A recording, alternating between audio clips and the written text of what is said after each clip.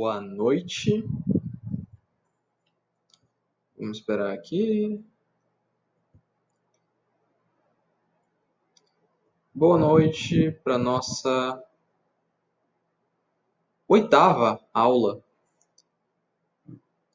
Ainda falando sobre evolução, a gente falou da última vez sobre os procariotos, né, e os vírus. Os vírus, que são seres que dá para argumentar que eles são ou não são vivos.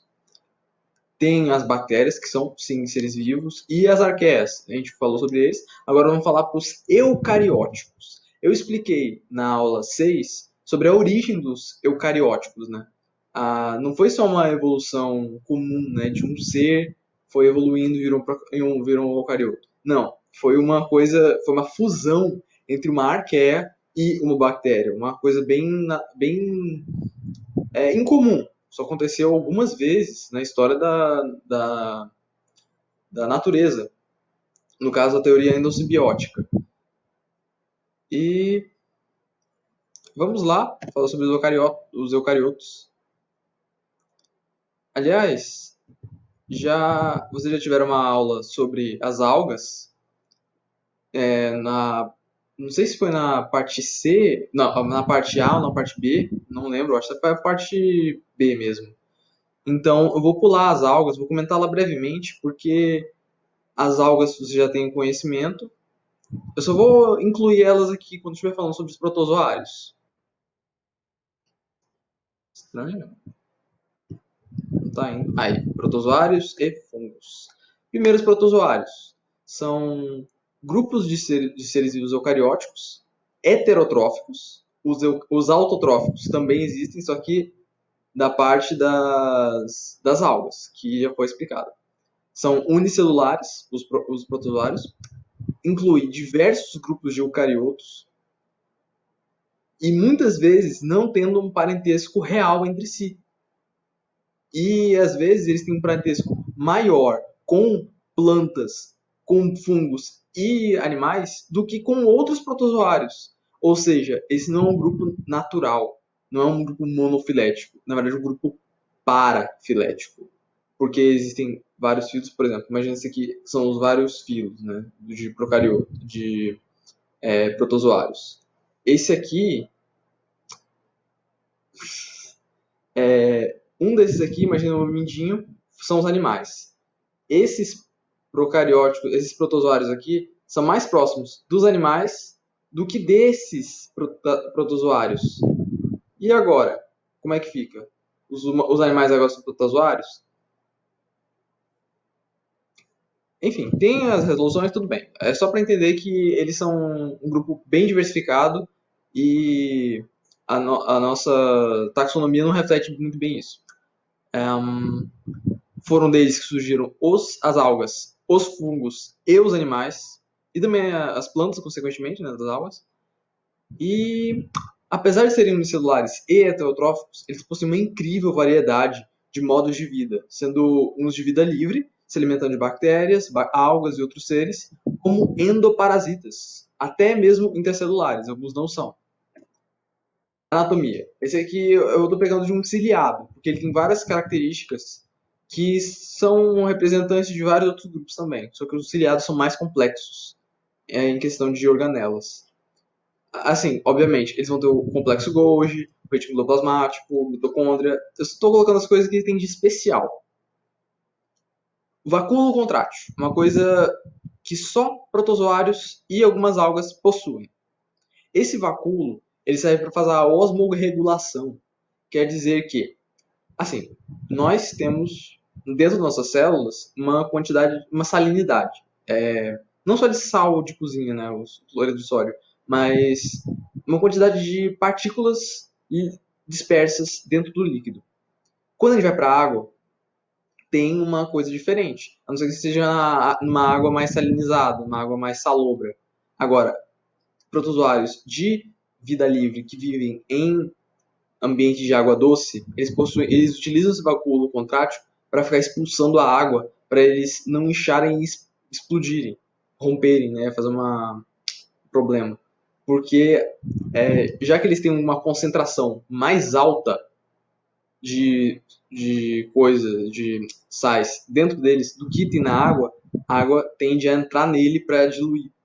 Isso vocês vão aprender em física, química. É física, na verdade. Eles também possuem um funil bucal, que é, assim, a, as células, geralmente elas se alimentam, sem células livres, né? Se alimentam, a célulazinha, ela só engole a coisa, ou faz uns pseudópodos, engole. Ele não, ele já tem como se fosse uma mini boca. Ele é como se fosse uma célula querendo copiar um animal. É como se ele fosse copiar várias características dos animais, só que sendo unicelular, com essa limitação. Então ele tem meio que uma boca e assim os alimentos vão para dentro desse funil. Ele atrai com os cílios dele, que além de ser usado para locomoção, também é usado para alimentação. Aí cria um vacúolo digestivo, que é para onde vai a comida, e esse vacúolo vai digerir, vai colocar enzimas, e depois vai encostar na parede do ser vivo e liberar. Vai se tornar um poro anal. Enfim. Além disso, ele tem um macronúcleo, que é o núcleo normal, usado para fazer as coisas do corpo dele, e micronúcleos. Esses micronúcleos vão ser passados vão servir que nem os plastídeos das bactérias. Ele vai encostar em outro ciliado da mesma espécie e vai passar de um para o outro. Vai ser uma conjugação também. Os cílios servem para locomoção e para alimentação. É mais ou menos isso. Principais grupos, como eu falei, dos ciliados. Os protozoários eles geralmente são nomeados pela sua capacidade de locomoção ou a falta dela. Maioria de vida livre, né, os ciliados. Se existe uma espécie de ciliado que causa problema no ser humano, é tipo uma diarreia. Muitas organelas especializadas, como eu falei, estão comendo cílios, podem utilizar para guiar o alimento para si. Reproduzem-se assexuadamente, por divisão binária, ou sexuadamente por conjugação. Conjugação é aquele processo. Encosta, passa, duas células se encostam, uma tem aqui uma parte de DNA, no caso deles vai ser o micronúcleo, ele vai passar o micronúcleo para outra célula, e a outra talvez passe dele para ela, não sei. Depois eles se separam. Uma reprodução sem criação de novos seres vivos. Flagelados. Locomovem-se principalmente por flagelos, mas também podem utilizar os flagelos para captar partículas de alimento, como a Giardia lamblia, né? Ela não usa só para locomoção. Vê que ela tem 8 flagelos nesse caso. E eles podem ser de vida livre, ou simbiontes também, ou parasitas. Simbiontes são aqueles seres que eles vivem, que eles podem ser parasitas também, mas são seres que vivem atrelados a outros seres. E que muitas vezes não vai causar um problema. Ou até ajuda, né? No caso, tem uns protozoários que vivem no intestino de cupins, que ajudam os cupins a digerir madeira. Porque nenhum animal consegue digerir madeira. Esses flagelados, eles têm enzimas que fazem a digestão da madeira, e aí os dois saem ganhando. O protozoário sai ganhando e o cupim também. Aí é um simbionte, só que tá tudo de boa, não é parasita. Nesse filo que houveram os grupos que se especializaram e desenvolveram a fotossíntese, no caso, comendo lá um cloroplasto, comendo a bactéria fotossintetizante, e atingiram a pluricelularidade, assim como deram origem às algas, consequentemente às plantas, fungos e animais. Ou seja, foi nesse grupo que originaram os seres pluricelulares que a gente conhece hoje, os outros reinos, né? Mas isso não é tão importante, é só comentar. Desses grupos, exceto esses grupos dissidentes que eu falei, dos outros reinos, os flagelados são todos unicelulares, heterotróficos e reproduzem-se por bipartição. Eles se separam por uma mitose que eles fazem, só que é chamado bipartição. Sarcodíneos ou risópodes, também conhecido como amebas ou ameboides. locomovem-se por pseudópodes. Que também os utiliza para fagocitar o alimento. Também pode ser de vida livre ou parasitas. Não necessariamente parasitas intracelulares. Reproduzem-se por bipartição também. Eles se separam e já vocês podem ver que existem vários núcleos, vários nucleolos. Eles só separam um núcleo, às vezes tem vários núcleos e são todos igualmente importantes. Às vezes nem são mini núcleos, eles são todos núcleos iguais. Tem amebas que elas são enormes, que elas podem ter centímetros. Imagina ser unicelular com centímetros de tamanho. Né? Processo de fagocitose. O que vocês podem ver na imagem, né? Nossa, meu Deus, está coçando. Ela estica os pseudópodes. 3D, na verdade, não é só dois, né? Vários pseudópodes. Para encobrir uma partícula de alimento. Uma curiosidade, amebas de vida livre geralmente comem paramécios. Aquele bichinho que eu mostrei na anatomia lá, cheio de cílios. Então, presa desse protozoário aqui. Aí depois que engloba, essa bolha que ficou vira um vacúolo digestivo, bem grandão. Ela vai liberar as enzimas digestivas lá dentro, digestórias, vai dissolver, vai absorver tudo que for bom. O que ela não quiser mais, ela vai encostar esse vacúolo na parede, na membrana plasmática dela e vai liberar no meio extracelular. Esporozoários. Filo apicomplexa. Esses aqui são sacanas. Lembra que eu falei dos vírus, que eles são todos sacanas? Porque eles não fazem nada a não ser parasitar outros seres vivos. Não sabem fazer nada além disso. Os esporozoários são um deles. São incapazes de locomoção própria, exceto em casos de... Assim, eles têm várias fases de desenvolvimento, né? Parasitas geralmente têm isso, várias fases de desenvolvimento. Fases sexuadas, fases assexuadas. Então, existem algumas fases imaturas dos esporozoários que eles têm flagelos e podem se locomover à vontade.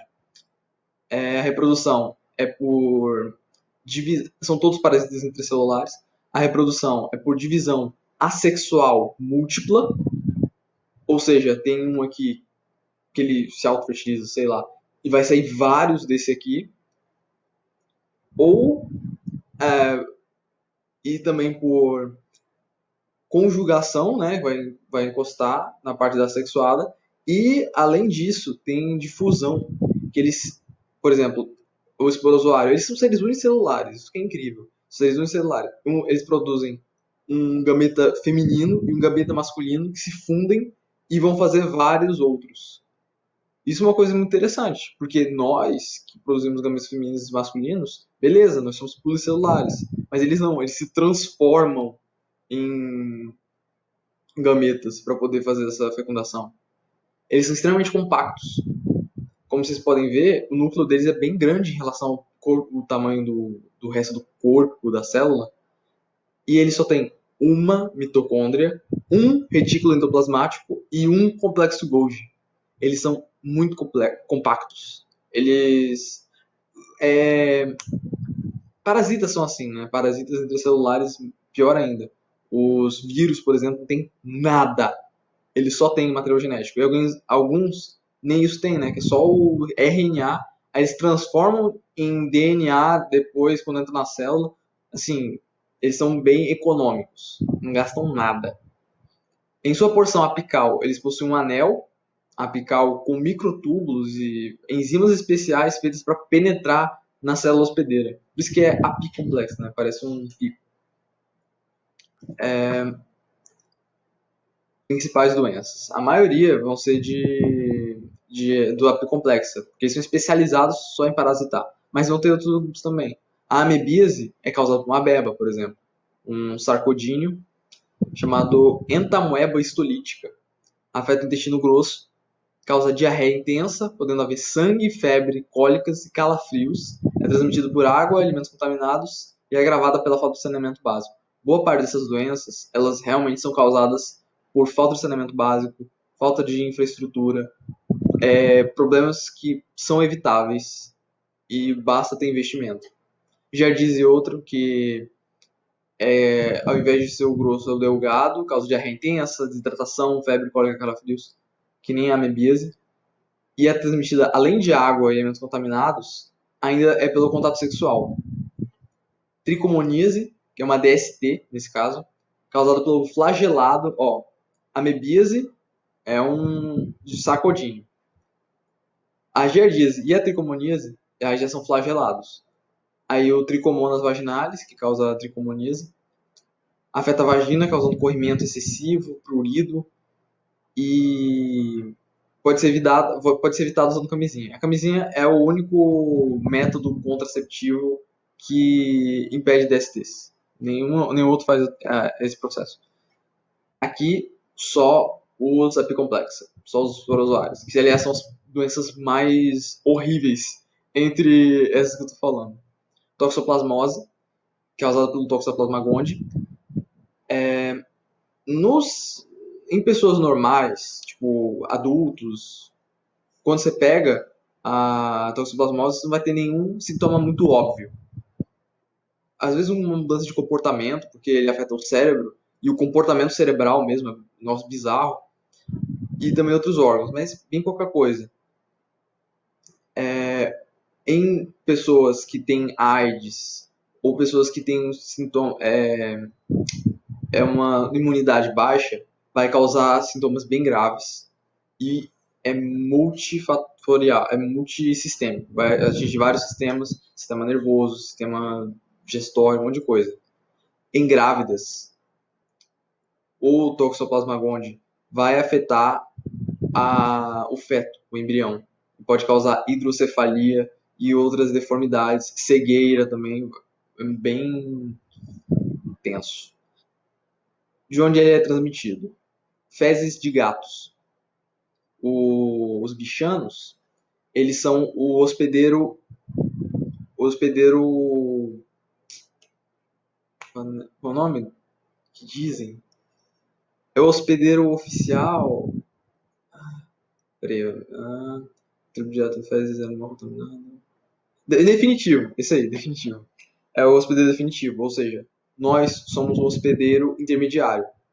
Aí então, um gato teria que comer a gente para ele contrair e continuar o ciclo. Só que ao longo da evolução, obviamente, a gente não é mais comido por felinos. Pelo menos não dos felinos pequenininhos que a gente tem em casa. Leishmaniose, causada pelo esporosário Leishmania brasiliensis, transmitida pelo insetos flebótomos, chamados mosquito palha, que não são mosquitos, são insetos, são mais próximos de moscas. E tem como reservatório vários mamíferos. Podem causar feridas na pele, no caso da cutânea, feridas bem feias, circulares, às vezes do rosto também.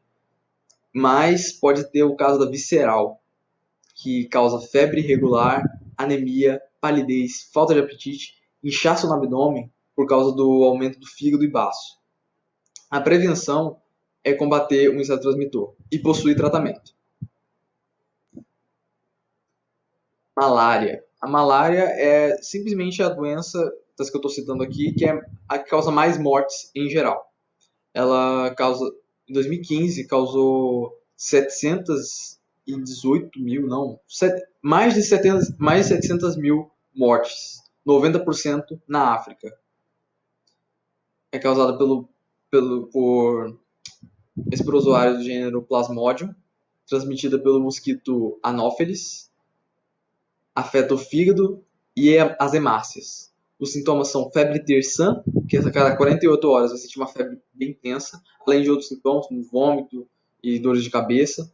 Casos graves podem evoluir para icterícia, que é o olho amarelo, pele amarelada, convulsões e morte. E coma também. Possui tratamento, que é, aliás, com hidroxicloroquina e cloroquina também, e outros outros remédios. E a prevenção é evitar o contato com o inseto e combate ao seu ciclo de vida. Doença de Chagas, outra doença causada por um esporozoário que também é transmitido por um inseto. Mas no caso é o Trypanosoma cruzi, o esporozoário, transmitido por triatomíneos, que é o barbeiro, né? Um inseto parente do... depois eu falo sobre artrópodes, né? Mas daqueles insetos que o aparelho bucal é só um tubinho que eles enfiam. Pode ser transmitido por esses bichinhos, também por transfusão de sangue, por alimentos contaminados, assim, alimentos que, por exemplo, o açaí, né, que está moendo o açaí e o inseto contaminado está lá dentro e é esmagado, e também por transplante de órgãos, né? Afeta diversos órgãos, tendo como reservatórios animais. A causa sintomas discretos na primeira fase, como inchaço na picada e outras coisas, e a fase crônica, se não tiver tratamento, evolui para uma dilatação no coração, problema no sistema digestivo e nervoso. A prevenção é combater o inseto transmissor e possui tratamento apenas na primeira fase, depois se torna crônica. Agora, mudando de assunto, fungos. Esses aqui são interessantes. São eucariotos uni- ou pluricelulares, heterótrofos, podendo ser decompositores, ou saprófilos também falam, parasitas, e também eles podem viver em associação com plantas e algas. Nesse caso, ele não vai estar se alimentando nem de matéria morta e nem vai estar parasitando, porque parasitismo implica que alguém está se dando mal. Mas se é uma protocooperação, então não é. Desde 69 que eles são considerados distintos de plantas. Por quê? As plantas fazem fotossíntese, elas possuem um aparelho celular de celulose e a reserva energética delas é o amido. Os fungos eles não fazem fotossíntese, eles têm uma parede celular também, só que é de quitina, que é o mesmo material que faz a casquinha dos insetos. Também algumas algas têm de quitina, né, a parede celular. E a reserva energética é de glicogênio, assim como os animais. Então eles têm muitas características que os diferenciam de plantas, além de não terem tecidos verdadeiros. O estudo dos fungos é a micologia, mico significa fungo, não é estudo dos micos. Quando unicelulares são representados por leveduras. Já como pluricelulares, existem vários formatos, no caso cogumelos, os de chapéu, bolores, ou mofos também chamados, e orelha de pau, que é uma espécie, aliás. Anatomia. Esse aqui é de um cogumelo base de homiceto. E as comicetos também têm um formato parecido. Mas porque eu vou mostrar o mais complexo, né? Aí, para ver outros grupos, é só diminuir um pouco a complexidade. A base do fungo são as hifas, do fungo pluricelular, né? A estrutura básica do fungo pluricelular liberam enzimas. Elas vão liberando as enzimas no substrato e depois elas absorvem os nutrientes por difusão. Por exemplo, tem aqui matéria morta. Ele vai começar a liberar enzimas para destruir essa matéria e o que for de nutriente ele absorve, o resto ele não absorve. Esse é bem simples para o fungo, é a base de um fungo decompositor. Ele possui micélio, é o conjunto de hifas. O corpo frutífero é a parte temporária, feita para produzir esporos. Porque o fungo ele pode se reproduzir sim, se espalhando em hifas, e aí tem uma ruptura aqui nas hifas. E agora são dois fungos, então é só uma clonagem. E às vezes eles querem se reproduzir de uma forma mais eficiente, eles criam um monte de estruturas de hifas, com uma pelezinha na fora, uma cutícula, e eles criam um chapéuzinho para reprodução apenas. Se você arrancar o cogumelo, você não matou ele, você só arrancou, por exemplo, uma flor. Quando você arranca a flor, você não está matando a planta. E nesse cogumelo, nessa parte corpo frutífero dele, tem as estruturas produtoras de esporos, que ficam nas lamelas do cogumelo. Né? Essas estruturas são várias, cada uma elas têm a capacidade de produzir esporos assexuadamente e sexuadamente. Os bolores, por exemplo, eles são bem parecidos, só que eles são como se fosse um uma dessas estruturas. Aí tem uma haste, tem uma cabecinha, que é onde vai sair os esporos. Então ele é uma forma bem mais simples, só que, continuando. As hifas, todos os fungos pluricelulares são baseados em hifas. Muitas leveduras unicelulares podem apresentar formas filamentosas como pseudo-hifas. E dessas, existem as não septadas ou cenocíticas, que não têm separação entre o citoplasma de uma célula a outra. São presentes apenas nos zigomicetos. Eu vou falar sobre eles depois.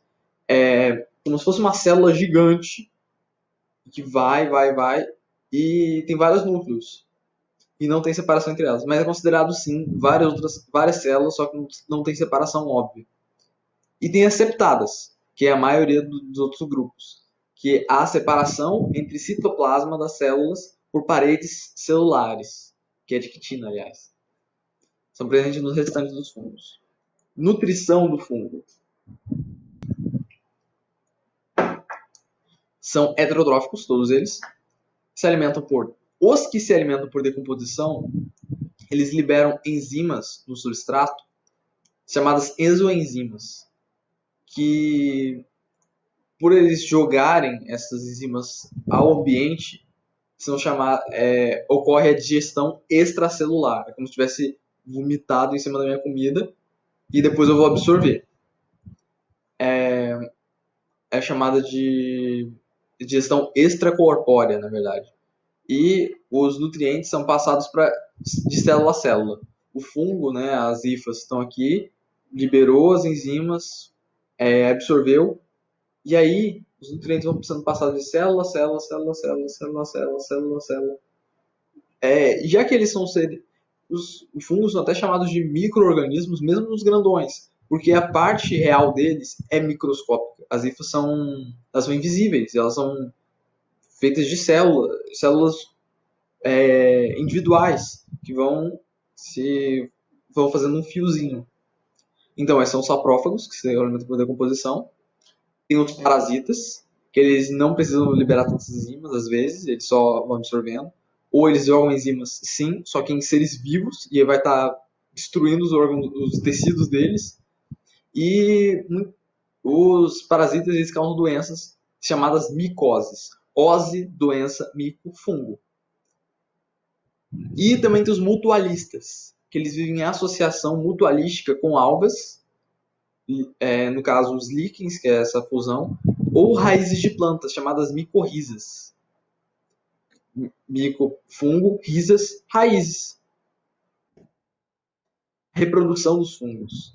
Em unicelulares, né, vai ocorrer assexuadamente por gemulação ou brotamento. A gente não chama de bipartição e nem mitose, porque é uma questão bem diferente. As células do fungo são muito maiores que as das bactérias.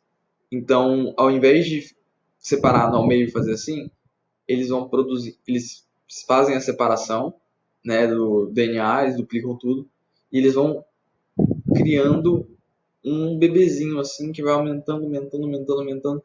Ele incorpora o DNA e metade das organelas e pode ou não se destacar, fazendo então uma cicatriz, que eu apresento, que está aí na imagem, né? Como se fosse uma cicatriz um pouco mais escura, mas às vezes não tem cor, né? Microscópio. E ou não, eles continuam juntos e vão fazendo uma hifa. Acontece às vezes, ou pseudo-hifas no caso. Em pluricelulares, há o tipo assexuado também, que é a fragmentação do talo, tem as hifas aqui, dá uma separação de hifas, e agora são dois organismos completamente diferentes, só que é o mesmo DNA, uma clonagem basicamente. Também existe a sexuada por esporos, onde vão ter hifas haploides que se juntam, se fundem, fazendo um zigoto, ou melhor, fazendo um ser que é diploide, que aí vai ocorrer a meiose, vai fazer o zigoto e vai fazer os esporos, clones desse aqui, só que diferentes do DNA das hifas que os criaram. E isso acontece em corpos de frutificação, né? Em cogumelos, e outros corpos mais complexos assim. Principais filos. Chytridiomycetos são os fungos mais antigos, os fungos mais primitivos. Eles não possuem parede celular de quitina, e sim de celulose, que nem as plantas. Eles possuem flagelos em determinadas partes do desenvolvimento deles. Eles são bem estranhos, bem diferentões, mas ainda tem a questão pluricelular e unicelular, e eles não são fungos. Tem os zigomicetos, que são os únicos que têm hifas cenocíticas, ou seja, hifas não septadas, são representados pelos bolores. Tem os ascomicetos e os basidiomicetos. São dois grupos diferentes, só que ambos fazem corpos de frutificação complexos, com alguns até coloridos, né? Eles podem ter um corpo, que eles podem formar cogumelos e orelha de pau e outras coisas. Tem também os glomeromicetos, que vivem em relação de mutualismo com as plantas e algas unicelulares, chamadas cianofícies, né, essas algas. Micoses. São doenças causadas por fungos, podem ser de 4 tipos principais. As superficiais, ou cutâneas, que afetam a pele, unha, mucosa, cabelo, pelos, tem psoríase, ptiríase versicolor, que afeta o cabelo, né, o couro cabeludo. São as que afetam mais a estética mesmo, e menos a saúde. As subcutâneas, que aí já fica bem séria. Eu coloquei azul, depois verde, depois umas cores mais fortes, porque assim, as mais tranquilas são as de azul. Aí vai um pouco pior, que são as subcutâneas, causadas pela inoculação de esporos debaixo da pele. Por exemplo, tô andando na mata, poxa, me esbarrei aqui num espinho de uma planta, e esse espinho tava com um esporo de um fungo. Ele inoculou dentro da minha pele e agora vai se desenvolver. Eles podem se alimentar de gordura, podem se alimentar da parte interna da pele, dos vasos linfáticos e até mesmo de ossos. Na maioria dos casos, passa despercebido. É só uma coisinha, né? Depois vê isso no hospital. Mas não, ele vai evoluindo, evoluindo, evoluindo, até o caso ficar crônico e não tiver mais cura, só tratamento. Se vocês pesquisarem micoses subcutâneas, vocês vão encontrar a doença de Jorge Lobo e outras doenças que, assim, é bem tenso as coisas que acontecem. Inchaços absurdos, um monte de estruturas, parece filme de terror. Também tem as sistêmicas, que são geralmente causadas por esporos que são inalados. Eles afetam os órgãos respiratórios, principalmente, né, por causa desse processo. E podem também chegar a órgãos como o coração, olhos e meninges, né, o cérebro. Quando o fungo está na corrente sanguínea, é porque já está um caso muito ruim. O fungo na corrente sanguínea, se ele for detectado, porque os fungos são bem grandes, né, é difícil detectar ele na corrente sanguínea, é muito difícil ele entrar na corrente sanguínea. Quando aparece, é porque o caso está bem sério. E também tem os oportunistas, que são essencialmente sistêmicos, só que tem uma particularidade. São causados por fungos geralmente inofensivos, que se aproveitam de indivíduos com a imunidade debilitada, por exemplo, portadores de AIDS, portadores de doenças como câncer, que estão fazendo a quimioterapia, e aí tem que abaixar a imunidade, e também pessoas que fazem tratamento de combates a doenças autoimunes ou órgãos transplantados, que eles precisam diminuir a própria imunidade para poder aceitar o órgão ou para conter a doença. Aí o problema, fungos que não seriam problema nenhum para uma pessoa imunocompetente, que nem eu, por exemplo. Nessas pessoas, diabetes também, diabetes causa baixa imunidade. E, por exemplo, se eu cheirar esporos de fungos, por exemplo, do bolor do pão, não vai acontecer nada. O meu organismo vai conseguir conter, mas não recomendo fazer isso, não faça, por favor.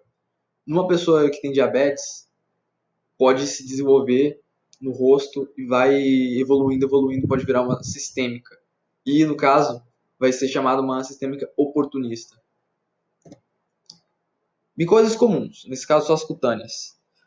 Tem a candidíase, que é causada pelo único fungo da microbiota normal da pele. Existem fungos da microbiota intestinal também, mas da pele só a cândida, que eu saiba. Eu acho que é a malacésia também, enfim. Pode afetar a pele, causando vermelhidão, feridas, e também nas mucosas, e comumente na mucosa na boca, né, ânus, e também muito na vagina que tem, causando coceira, corrimento branco, espesso,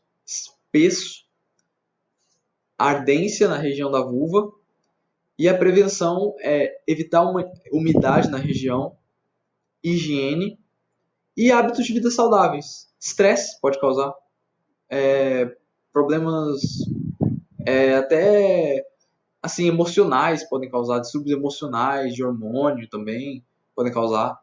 Porque tá na microbiota normal, né? Se você desenvolveu, é porque tem alguma coisa, algum desbalance, né? E também é sexualmente transmissível, lembrando disso. Onicomicose. Vários fungos podem causar essa doença. Essa não, são várias, né? Um monte de doenças chamadas onicomicose. Geralmente afeta os pés de idosos. Elas afetam as unhas, podem até a unha da mão, só que geralmente do pé. São infecções na unha, que descolam a unha, vão corroendo. Eles comem, na verdade, a queratina, que é a proteína, né, das unhas e também dos cabelos. E a prevenção é higienizar os instrumentos de pedicure e não andar descalço. Também tem as dermatofitoses, representadas pela tinea, tem a tinea nigra, tinea... Enfim, tem várias doenças chamadas tinea. São vários fungos que causam. E causam uma pele vermelha e escamosa, podendo criar feridas circulares e erupções na pele. Prevenção é não compartilhar objetos de uso pessoal, não andar descalço e manter a higiene. Importância ecológica dos fungos. Boa parte dos fungos são decompositores, reciclando a matéria orgânica nos ecossistemas e devolvendo os nutrientes que foram absorvidos. Né? Eles decompõem a matéria orgânica e devolvem para o meio ambiente, por exemplo, o gás carbônico, o carboidratos, qual o nome? Não, carboidratos não, mas absorve os carboidratos. Mas sais minerais, que vão ser depois utilizados por plantas. E, falando nisso, né, falar de plantas, muitos fungos vivem associados obrigatoriamente a raízes de plantas, chamadas micorrizas. Esses fungos, na verdade, são chamados micorrizas, né? Porque, como ele faz esse processo de decomposição, ele faz o quê? Ele pega os nutrientes, ou melhor, pega matéria orgânica, decompõe isso nas coisas mais elementares, no caso dos sais minerais. E as plantas utilizam os sais minerais. E aí elas devolvem para o fungo carboidratos, elas ajudam o fungo, né, com carboidratos, água, outros materiais. E aí o fungo, as micorrizas, vão ter uma relação benéfica. Vai ser para os dois, na verdade. Isso é uma simbiose. Ocorre a mesma coisa com os líquens, que são... Ali tem uma imagem de um líquen. Não sei se vocês já viram um, né? Eles são esbranquiçados às vezes, ou esverdeados, mas eles são fungos que têm dentro das células algas unicelulares chamadas cianofícias. Essas algas, elas fazem a fotossíntese, se aproveitam de ficar dentro do ambiente úmido, né, que é dentro do fungo, e devolve para eles e oferece para eles o nutrientes, né, carboidratos e tudo mais. E aí vai tendo um processo de simbiose. Um não pode viver sem o outro. E uma coisa legal dos fungos, ou melhor, dos líquens, né, que é a junção. Eles servem de alimento para animais e podem servir de bioindicadores para a poluição, porque são bem sensíveis. Importância para os seres humanos. Muitos fungos são comestíveis. Na verdade, todos são, né? Só que alguns você pode comer uma vez. Tá, brincadeiras à parte. Muitos fungos são venenosos. Então, não é ok você comer eles. A importância deles é principalmente, inclusive alguns comestíveis são bem parecidos com os venenosos, isso é um problema. Mas muitas comunidades tribais não, muitas comunidades nativas, indígenas, sobrevivem de vender os fungos, né, orelha de pau e outros cogumelos que são comestíveis. Então, trufas também, né, que é uma coisa extremamente valorizada na culinária, é um fungo, um ascomiceto, se não me engano. Fungos podem servir para a produção de antibióticos, vários antibióticos são produzidos por fungos, inclusive a penicilina, que é criada pelo Penicillium, além de diversos outros produtos como enzimas e agentes aromatizantes para produção industrial. Os fungos, você pega eles e dá para fazer um monte de coisa com eles. Inclusive, esse gênero Penicillium é o que faz a penicilina, também faz alguns aromatizantes e também faz queijos com fungo, que são chamados queijos azuis, né? Por exemplo, alguns fungos são utilizados para a produção de alimentos, como leveduras para o fermento orgânico, para fazer pão, bolo, e tem bolores que são comestíveis. Por exemplo, os bolores utilizados para o queijo Roquefort e Gorgonzola. O Roquefort, que aliás é feito pelo mesmo fungo que faz vários aromatizantes e tudo mais, que é do mesmo gênero do que faz a penicilina. E que também ele causa doenças nos seres humanos. Então ele ataca para todos os lados. Mas é só para ver o tanto de coisa que os fungos proporcionam para a natureza. Eles são um reino de seres vivos extremamente interessantes. Então, obrigado por participar da aula. Na próxima, eu já vou estar começando dos animais, falando desde os mais. Eu vou começar dos animais mais simples. E espero vocês até lá, até a nona aula. Obrigado.